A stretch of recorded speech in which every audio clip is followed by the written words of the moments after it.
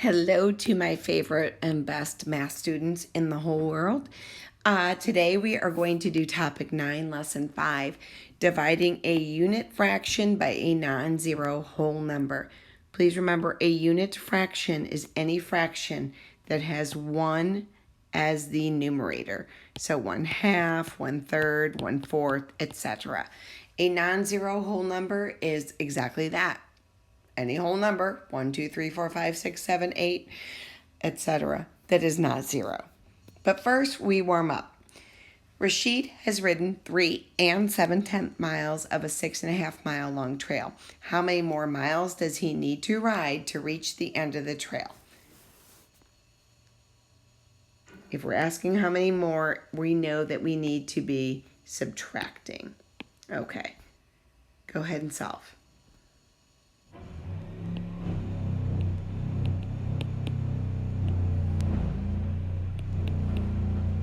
We are subtracting two fractions. We have to have a common denominator. If I use 10, I can keep 7/10, and 1/2 can be rewritten as 5/10. 5 cannot take away 7 from 5. 5 minus 7.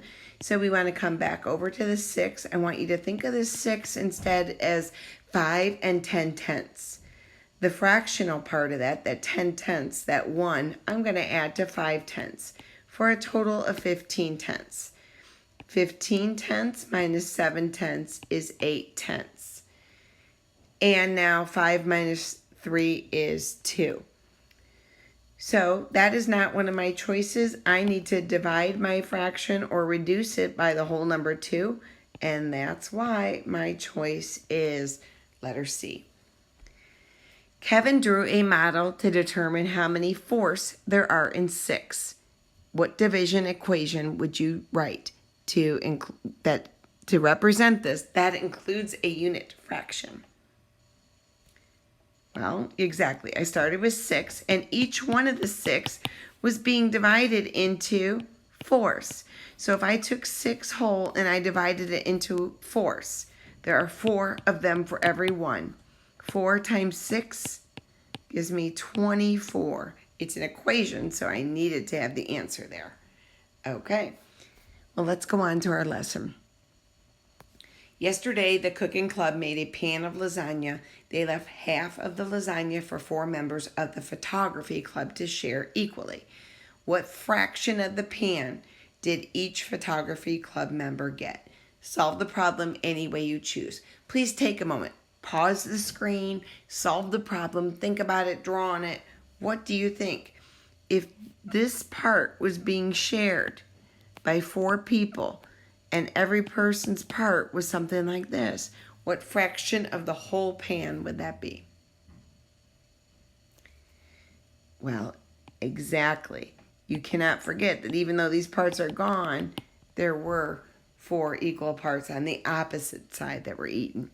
So everything that's left, these little pieces here, they are 1 of 8. When I took half that pan and I divided it by 4 friends, everyone was going to get 1/8 of the pan. Let's look at Carmen and Kim's work. Carmen and Kim both have the correct answer of 1/8 of a pan. Kim is labeled here. The work is fine. Maybe some identity of what the answer is, and it's just not having me have to look to figure it out. I love Carmen's work. Carmen has it labeled, took 1/2 divided by 4, but this is what I wanted you to look at. 1/2 being divided by 4. And to solve this, Carmen took 1/2, and instead of dividing, she multiplied. Not by 4, but by 1/4. Because look at, the whole number 4 really is written as 4 over 1. So Carmen found the answer to this problem by taking the half and doing the opposite operation here and doing the opposite of 4 over 1. Keep that in mind when we go forward. Here's the visual learning question. Half a pan of cornbread is left over. This time, the half of the pan is going to be shared equally by Ann, Beth, and Chuck. what fraction of the original pan does each person get? Well, why do you think I need to divide to find the fraction of cornbread that each child gets? Right, because Ann, Beth, and Chuck are sharing equally. So to do that, I'm going to divide. I have half of my pan left, and I'm going to divide it by 3 people. Well, let's see how we can do this. I'm going to show you 2 ways, but I still think there's a third way that will be better for us. So one way is to divide the pan into 3 parts. The half there into 3 parts. The yellow part represents the half that's left. 1/2 being divided by 3 would leave you 1/6. So each person's getting 1/6 of the cornbread. Another way to solve this is to use the number line. Shade 1/2 on the number line and then partition the half into 3 equal parts. Well, if I did that all the way along, I'd have 6 hash marks or 6 dividers there. 1 6, 2 6, 3 6, which is a half, 4 6, 5 6, 6 6, which is 1 whole. So when I look at that and it's one of 6 pieces, 1/2 divided by 3 is 1/6. The number line shows that half the cornbread is being divided by 3. I want you to look at this question though. 1/2 being divided by 3 is this problem. I cannot work all the way across. I cannot just take 1 divided by 3 and divide my numerators, then divide by denominators. That won't work. But I can do something called an inverse operation. I could say, well, 1/2, instead of dividing it by 3, inverse, do the opposite operation. Take 1/2, but since I did the opposite operation, I want to take the opposite of the fraction here. So instead of 3/1, I'm going to make it 1/3. Inverse, inverse. 1/2 times 1/3 gives me the same answer of 1/6.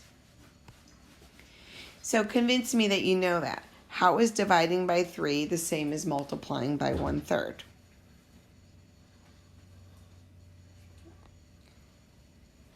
Both separate the number into equal parts. Exactly. So right here, I want to show you something. It's the reciprocal of a fraction. I told you the inverse operation of multiplication and division is division, and the inverse of division is multiplication. But here, the reciprocal of a fraction, to get that, you just turn it upside down. 3/4 has a reciprocal of 4/3. Just by doing that, I'm turning that fraction over. When I take my division sign and I make it multiplication, I can use the reciprocal of the dividing fraction, the second fraction. So, what's the reciprocal of 2/5? Yeah, just flip it upside down. It's 5/2. The reciprocal of 1/9 or 1/9, maybe 9/1. What's the reciprocal of 7/8? If you said 8/7, you just absolutely are a genius. So you can divide a fraction by multiplying the reciprocal of the divisor.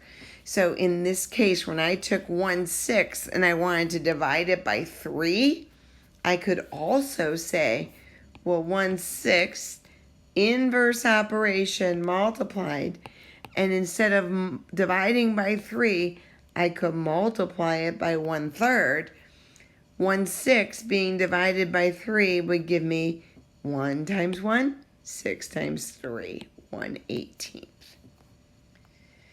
So let's see. In the top of the example, when we were splitting the cornbread, what fraction of the original cornbread would each person get if 4 people were sharing it? Well, again, if we had a half and 4 people were sharing the half, then each piece would be 1 of 8. That was the same as our solvent share. When I divide a units fraction by a non-zero number greater than 1, will the quotient be greater or less? So if I take a unit fraction, say 1/3, and I want to divide it by a non-zero whole number greater than 1, so let's say by 3. Well, if I'm taking a third and I'm making it smaller, I'm dividing it. I'm making it smaller, so my answer is going to get smaller. 1/3 divided by 3 is equal to 1/3 times the reciprocal of 3 over 1, or 1/3. 1/3 divided by 3 is equal to 1/9. So over here, we're going to find each quotient. Use the picture or objects to help. Here's a picture. I'm going to do that first, and then we're going to do inverse operations. I have 1/4 here of my whole model, and I want to divide it by 2. Well, that's 1/4, and I've divided it by 2. But in the whole model, 1/4 being divided by 2 gives me 1/8. As you go on in your math careers, you're going to find that we're not going to divide fractions always with models. I want you to understand what you're doing, and the model's a good visual. But we are going to tell you to take that operation, take the inverse, and then take the reciprocal of your second fraction. So all of these, instead of dividing by 2, I'm going to multiply it by its inverse, would be solved.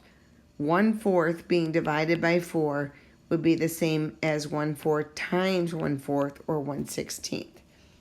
1/2 being divided by 2 is the same as 1/2 times 1/2, or 1/4. Go ahead and solve that last one for me. What is 1/2 being divided by 4?